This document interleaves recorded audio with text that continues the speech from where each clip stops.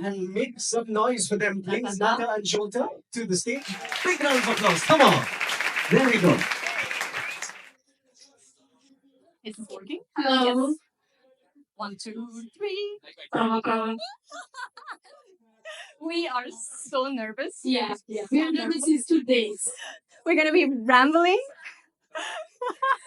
and freezing. Yeah.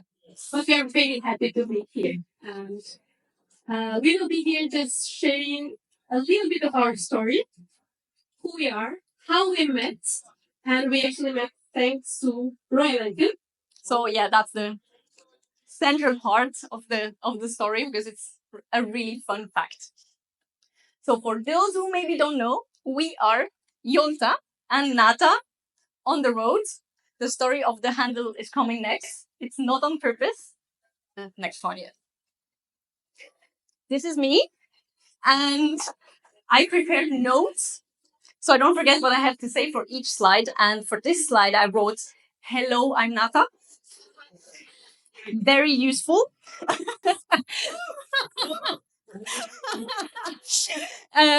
You can find me as Nata on the road on both YouTube and Instagram. I just started the YouTube channel, so I hope you all gonna enjoy everything that we're gonna post there. All our rides together are gonna be there. Also the ride we just did in India, so I hope you can watch it and enjoy it. And laugh. Also. And laugh, because when we're together, everything always goes wrong. Yeah, everything happens. This is me. I'm born in Switzerland. And to be honest, it looks like a dream country to most of the people who are not born there. But for me, it was always so boring. Like my entire childhood, I had the feeling like life is boring or life is frustrating or there's something missing. Like I could never really fully be myself. And I know that sounds really weird coming from Switzerland, which is like the perfect country everybody dreams of visiting and living in. But as you can see on this picture, I was a big rebel since a very early age. This is me with like 16. So yeah, in Switzerland, I always had this feeling that something was missing and I couldn't be myself. That's why when I was 18, I made my passport and I left. I couldn't stand it anymore. So with 18, I went to live in Spain for 1 year to learn Spanish and then go to South America, which was my dream destination. But as you can see here, I chose to go first to India and Nepal also. So that was my first contact with India and with a complete different culture that actually made me feel like there are other ways of living. There are other ways of interacting as humans. And yeah, just another way of living life. And this and other trips after that freed me so much, changed me so much. I also did a lot of meditation to kind of find myself. Sounds very cliche, but when you're 18, it really works. And somehow I'm really grateful to India to have welcomed me and gave me this opportunity to find myself and become what you see here and now. So I then went to South America as it was planned, and I started backpacking. No bike in the picture at the moment. And I don't know if you know how old I am. I'm 36. So at that time, with 18, 19, there was no internet, or barely. We had the internet coffees to text our mom through emails that we were still alive like once a week. And that was it. And I think that's something really important in my way of traveling now and in the skills I have and maybe in the fearless I am, is that I know I'm capable of traveling without all these things. And talking to younger generations now, I realize they're so fascinated, like, I couldn't live without Google Maps. How did you do it? And for me, it was just what it was. I mean, there was no other way of traveling. And I think this nowadays like really a powerful skill for me. I wanted to be a photographer since I'm 16, 18. But again, there was no internet. It was the beginning of digital cameras and everything. So it was really difficult to find a way of make a living through photography. I would take picture on rolls and then what? Because there was no Instagram. So in South America, I became a jewelry maker because what I was looking for through photography was the possibility of travel and work at the same time, like be completely free. So I could just create work on the road, go from town to town, and get the money I needed to eat, sleep, and go to the next town. So somehow, what I was looking into getting with photography, I got it through a complete different art, which was this very famous South American art of, it's called artesanos, of being like a jewelry maker on the street. This is also how I went into fully 100% nomadic life, because for more than 5, 6 years, I lived 100% backpacking, changing country every 1 to 3 months. The max is 3 months because the visa of the countries are 3 months. So for 5, 6 years, I've been 100% nomadic, living with only a backpack. And this is also something that gives me an amazing hacking skill for motorbikes, because for me, motorbikes is an upgrade because I can carry more than what I could carry in my backpack. I confirm. She travels with way less stuff than I do. Like I have a lot of things and it's just 2 things. Yes, and then I just use her stuff. This is also true. In that time, I also maintained a very nice connection with India because I would travel, not every year, maybe like every 2 years, to buy stones in Jaipur. So I came to Jaipur maybe 3, 4 times to make jewelry. The picture in the middle is actually from Jaipur. And buying stones from here and mixing it with the creativity of South America. During that time, when I was 100% nomadic, I would also come back to Switzerland every summer to be on festivals and selling jewelry in Switzerland. And one of those summers, my dad bought a bike. My mom said, "You will never guess what is in the garage." I was like, "What's going on?" A bike. I was completely unaware of what a bike is, kinda. I was like, "Oh, wow." I went on the ride and I completely fall in love with the feeling as a passenger. And I told my dad, I want a bike myself. So I bought my very first little 125cc and I tried to get my license. Didn't go as planned. I fall during the test ride. So I failed at the license and I didn't have time to retake the lessons because I had to go back to South America.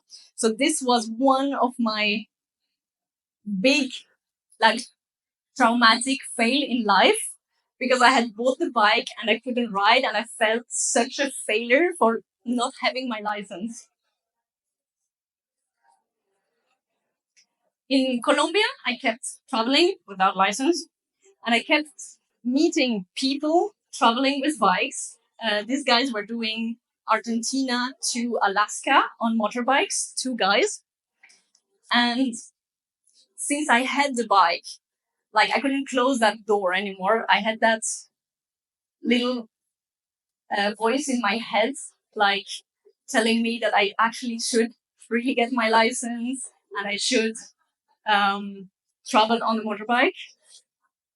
But again, at that time, there was no social medias and there were no female influencers showing you that you can do it.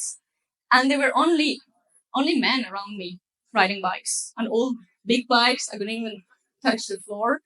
My dad was like also my example, but again, he had only male friends riding. So somehow unconsciously, I don't know, my brain was telling me this is not for me. You cannot do that.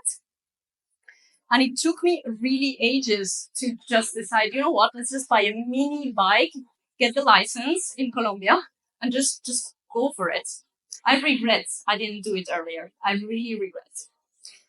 Then I got my license, bought a little bike, and in the first week, I got an accident. Everything was telling me to stop. Don't do this.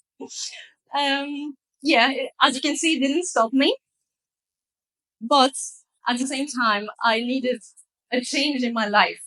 So I came back to Europe with the Colombian license, and I decided to completely change my life, stop the jewelries, and do something with bikes. It was very unclear at the time. And then I met online this guy that was traveling from America to Argentina, and he told me, "Join me." I was like, "Okay." So I booked a plane. I've never met him before, and I just went on a 1 month road trip with this guy as a passenger, and we rode through Peruvian Andes.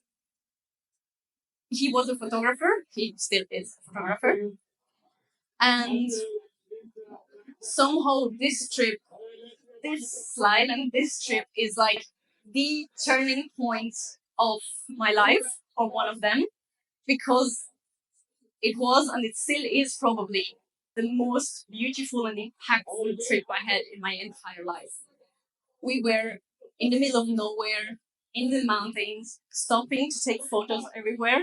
It was exactly what I was dreaming of. And somehow, because he was the driver and I was just the passenger, I felt like this is my dream life. Like I need a boyfriend like that. I need to find a husband that is a rider and a photographer. But then I'm going to show you a reel I made about this story. So maybe you can say the first video. Have you ever planned a trip with someone you've never met before? I did. And it has been the most life-changing experience so far. He was an excellent rider, an amazing photographer. I first thought I was in love with him, but then I realized I don't want to marry him. I want to be him. I want the rider to be me. I want the photographer to be me. And I just went for it. I don't know if you could hear very well. I realized I actually didn't want him to be my boyfriend or anything. I want to be him. I want to be the writer and the photographer. And this was such a turning point for me, because then when I decide something, I just go for it and I just drop everything. I went to live in Spain.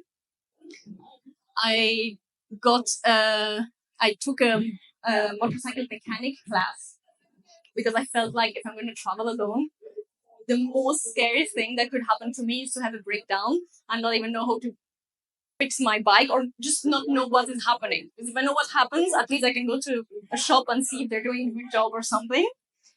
So during 1 year, I took like a basic mechanic course on weekends.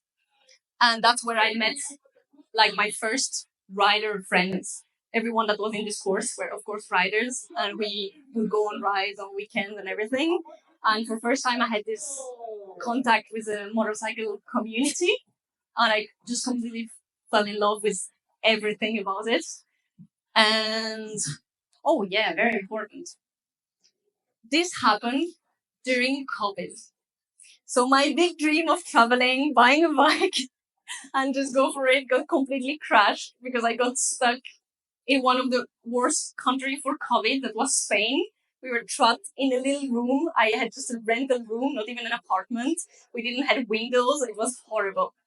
So I took advantage of this moment, being the entire day sitting on my desk at my computer, to create my Instagram page, my web page, a portfolio, just gather all the old pictures and everything I could to try to build that life, or at least be prepared for whenever we were free again to go out and ride and travel.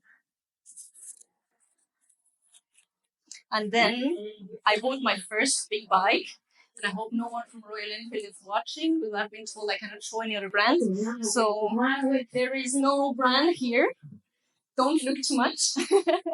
No, I have it because I bought it and I quite instantly regretted it. It was way too bulky and way too heavy for me. And it made me feel I'm such a bad rider. It made me again feel this is for men. This is not for me. I'm not capable. I'm never going to be able of traveling alone because I cannot even move it around when it's parked. But still, as usual, it didn't stop me, and I went on my first solo road trip. Because when I do something, I just go for it. I was like, I'm going alone 4 days. Let's see what happens. And it was my very first time riding this bike. Again, everything went wrong. I rode 2 hours on highway in the rain. I had no rain gear. I arrived at the place where I wanted to stay completely soaked. I forgot my cable to charge my phone. The next morning, my phone fell from the phone holder and broke on the road, so I didn't have GPS anymore. But now we know this doesn't stop me. Then I broke my camera, and then I fall with the bike off road in a place where there was no one. So just I could do an entire Everything falling and breaking. I could do And you didn't break any parts of you. no on any part of the bike, but I couldn't lift it. I had to call someone to come with his car and help me lift it. So again, feeling of I cannot do it alone because I'm not capable of lifting a bike. Fast forward to another time in my life. After COVID, I decided to leave Europe and go live in Africa. And that's when Royal Enfield comes into my life. I got the opportunity to ride this bike for just 1 day to take some photos and everything. And I just completely fall in love with this bike. I was like, oh my God, the BMW is gone forever. I don't want to know anything about this bike anymore. I'm going to buy this bike. I love it so much. I felt so good. It made me regain confidence so much. Even if then, as you can see, some action happened. And I'm still not an enough good rider. But yeah, we got the opportunity with a friend to ride two Himalayas from Tanzania all the way down to Namibia.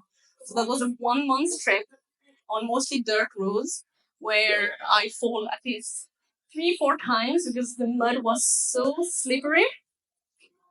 But we made it. We made it to Namibia, and I was still convinced this was the bike for me. So I decided to buy my own Himalayan, and I bought this beautiful red Himi 411. Took those beautiful pictures, which was my profile picture on Instagram, and I decided to ride the entire summer in Europe to create a full series of that and really give it a try to the influencing world and way of living. I left my job and I started that trip.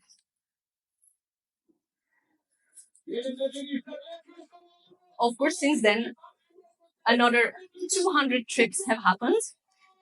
But let's just stop it here and let me just tell you what motorbike is for me, because I realized that it's not the same for everyone. When you enter a world of whatever, you think we all have the same hobby for the same reason, but actually we all have different vision of what it is. And for me, motorcycle always has been about freedom.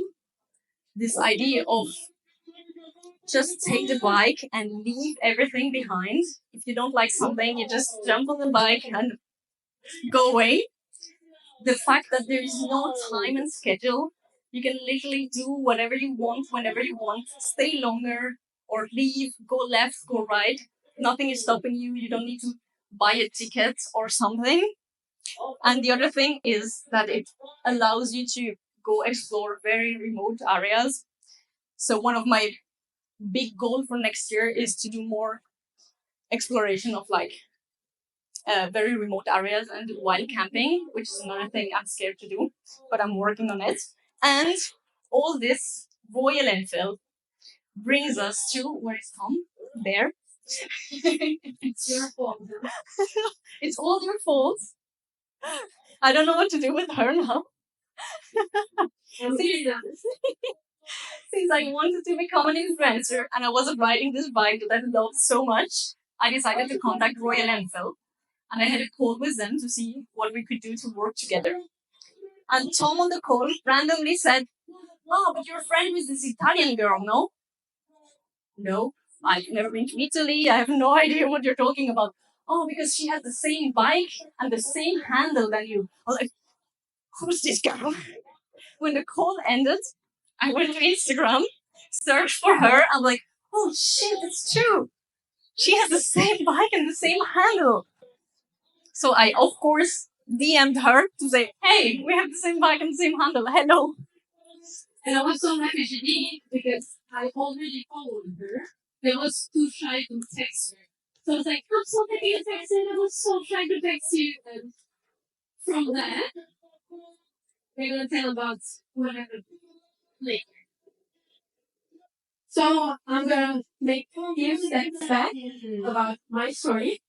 I'm Jolta, and you can find me on Instagram mainly as Jolta on the road. This is a beautiful photo from Ladakh, by the way, and I'm going to tell a little bit about that story later. So this is me as a kid, and I was born and raised in Albania. It's a little country close to Greece, if anyone wants to know. This is my beautiful family, and why am I making this steps back into my life? I couldn't, let's say, get access to motorbikes till the age of 29. I'm 32 now, so we're talking about very recent time. Why? A little bit of drama, like life happens, shit happens. My father had an accident and he passed away when I was a kid. So cars were banned and motorbikes were banned from the family. Like there were no the big X on top of that. Like you are not gonna get a car, you are not gonna get a bike because that's very dangerous. Which sometimes, but this is life. And this year, the closer I could get to a motorbike, this is not mine, of course. This was part of the road, and I was just like, "I want to take a photo." Does anyone has this bike, by the way? How is it? Because I've never ridden it. Like I've only just paused, very scared for this photo. And from then I'm gonna ask you some questions later. Please hide it as much as I got. So what happened to my life?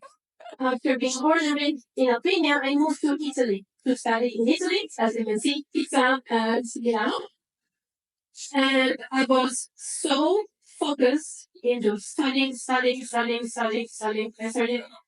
studied building engineer, by the way. It was quite demanding. And I used to do 2 jobs to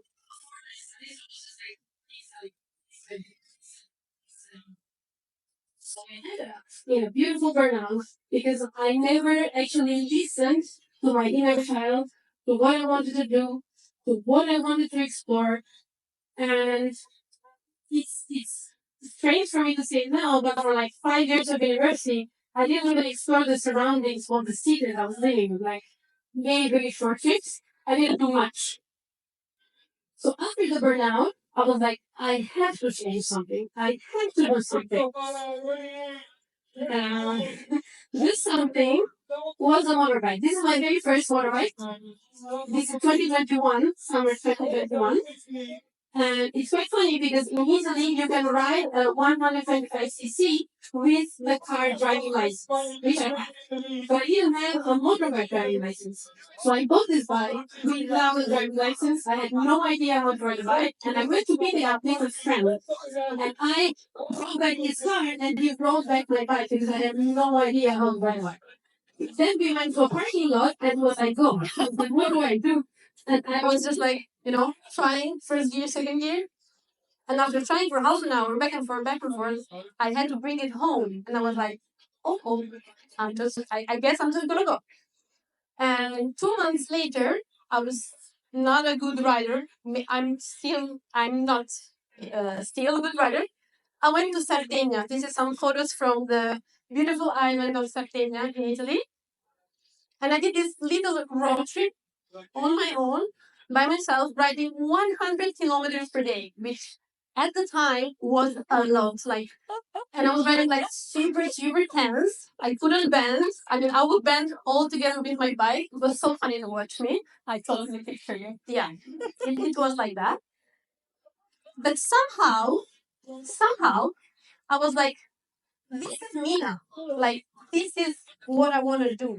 This is actually how I kind of listen to myself.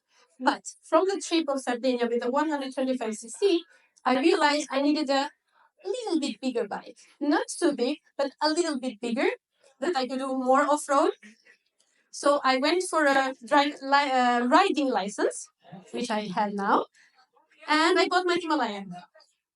And it is exactly the same Himalayan that she has. We didn't know each other at the time. Like, we had no idea who the other one was. So I started doing some road trips, taking some vacation from my work and doing little road trips. On the left, I am in the Bardenas Reales in Spain. It's a beautiful desert area. And this is Portugal. And I love sunflowers. So I was like, oh, a sunflower field. Then with this bike again, with the Himi 411, I went to Tunisia. The most challenging part was riding in the sand. Has anyone ridden in the sand? It's not easy, huh? This is my skills of riding in the sand. I mean, it's fun. It's quite fun. That's how you learn. Yeah, that's how you learn. I have to admit, I still have some struggling with balancing work and travel life. I still have a, let's say, regular job, so I take vacations and just plan everything accordingly. But it's hard enough, no? One of the best parts of motorbiking is that I have met so many friends. The bikers community is so strong and it's so supportive. It's so helpful that it always makes me feel like I have a family. This is some friends that I've only met thanks to motorbikes. We meet or talk on a regular basis, and I feel like I have sisters and brothers somehow, thanks to the bikers community. Now, I'm just going to talk a little bit about the Himalayas. With the Royal Enfield, everything started, let's say, randomly. I just loved the Himalayan 411. And after riding it for a lot, I got the opportunity to try this Himalayan 450 in the Himalayas. And I was like, why not? I mean, it's an amazing opportunity. I've never been to India. I've never been to such a remote place. It was my very first continental flight, by the way, to the Himalayas. And I'm talking about August of this year, 2024. Was it your first time trying the 450? It was not the first time trying the 450. I already rode the 450 back in Italy for just like short road trips. So this is some shots, which is actually from Tom, which is again sitting there, of our beautiful ride in the Himalayas. I will forever remember this trip because the landscape was incredible. And this is me, proof that I was there.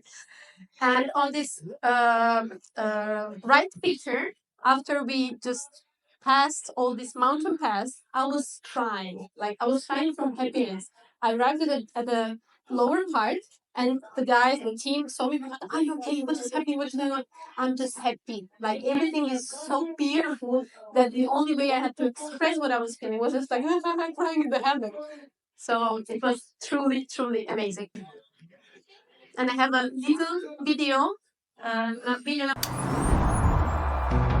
Here there's another side of Zanskar that I haven't seen yet.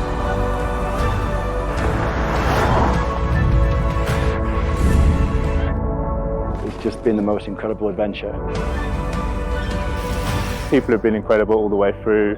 Like, everywhere you start, anyone you speak to is just super open, super friendly. I've never seen such landscapes in my entire life.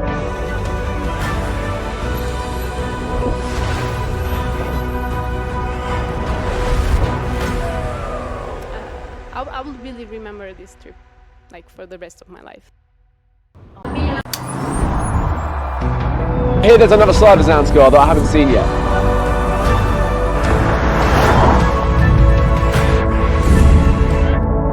It's just been the most incredible adventure. People have been incredible all the way through. Like everywhere you stop, anyone you speak to is just super open, super friendly. I've never seen such landscapes in my entire life.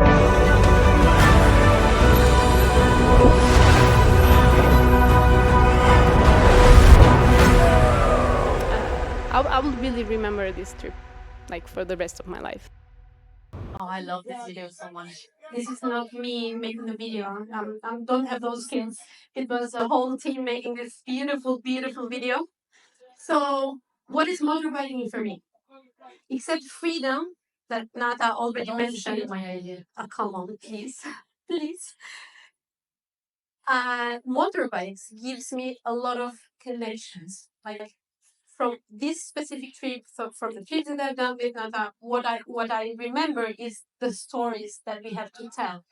Also the biking itself, of course. But I would really point out the connections. So let's go back to us. The two red keys. The two red keys. Yeah. So what happened? Let's take a step back again. She texts me, and I'm like, girl, let's go to Turkey. What about going having a road trip together to Turkey? Like we have never met each other before. We just texted through Instagram, and we said, yeah. She said, why not? Of course, let's do it.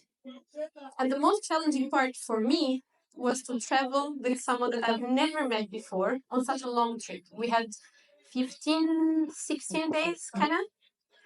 And whoever travels on a bike and does road trips on a bike knows that it's quite stressful somehow. Like you always have to be concentrated, you are tired at the end of the day.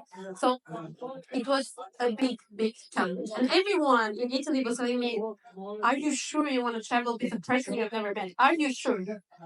I was not sure at all, of course, but here we are. So we went to Turkey.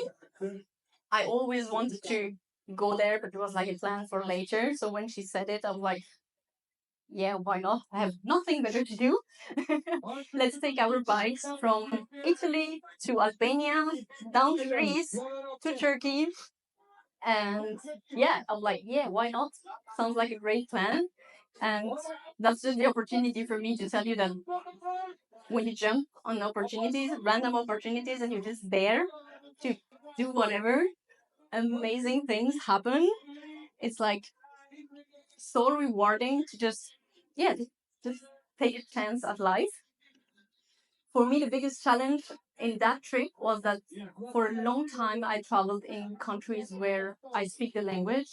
I speak Spanish, French, German, and English. So this covers quite a big part of the planet, mostly the English.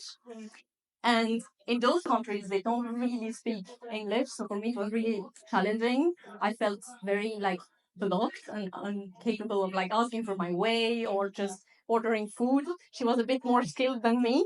I knew a little bit of Turkish. And Just like, thank you, please, food, sleep. So she was doing the job. And for me, yeah, it was a bit challenging and frustrating, but that's where I grow. I think when we take little challenges, that's where we grow the most.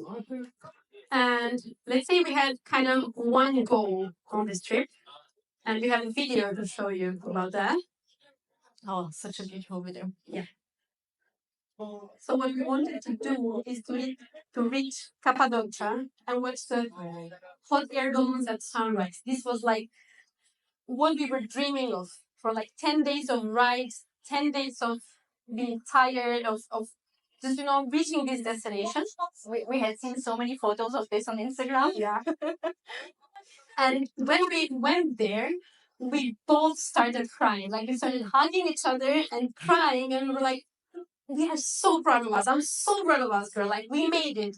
The two of us alone. We were just two females riding together. Like we never met before, but still. And it was so beautiful. It was so empowering, and we really felt like alive, really doing this.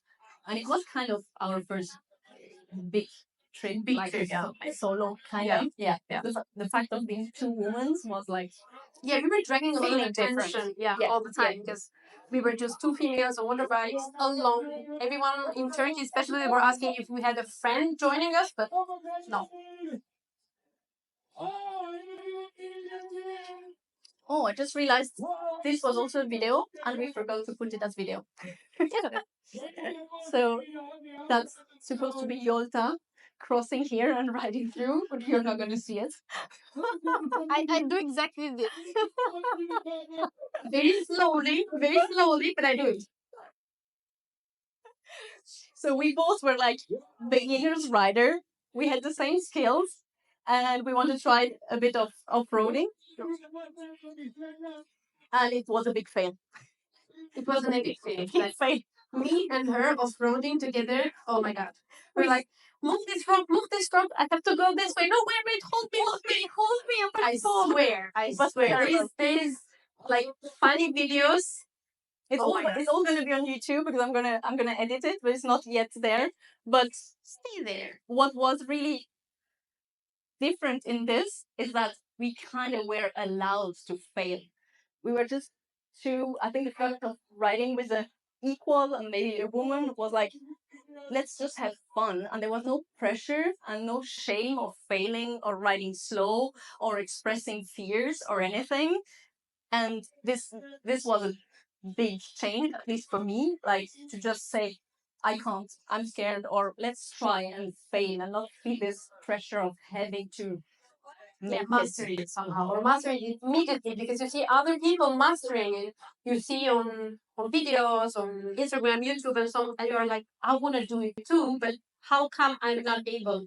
That's good. That's fine. Like, and we try. also because we almost always travel with guys. And Yeah, that's true. Go faster or do more things. Do wheelies in front of you and run away, and you're like, And you feel like, oh, I have to be as good as them, and not. we will be. On the next stage, we are gonna be. We're gonna be.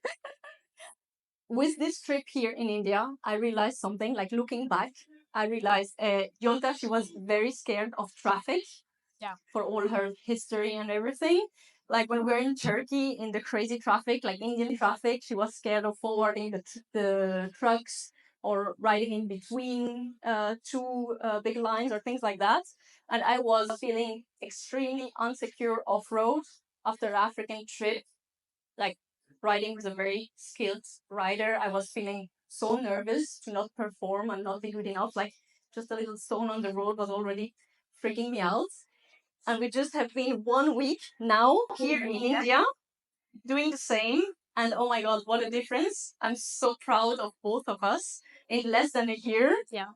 She in the middle of the cows, the tuk-tuk, all the Indian traffic, just mastering, and me following her off-road also on all the dirt roads and everything, feeling so much more comfortable on the 450. This was really amazing. I'm really proud of us. So, to go to the ending of our speech, the point what we wanted to bring here, apart from our story, the connections, and so on, is mostly there is no right moment to do something. There is no perfect moment to do something. It doesn't exist. This perfect moment, oh my God, it doesn't exist.